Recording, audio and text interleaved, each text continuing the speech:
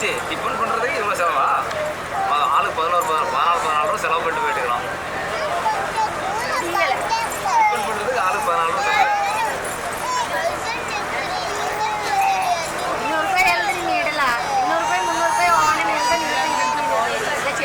పర్వాలా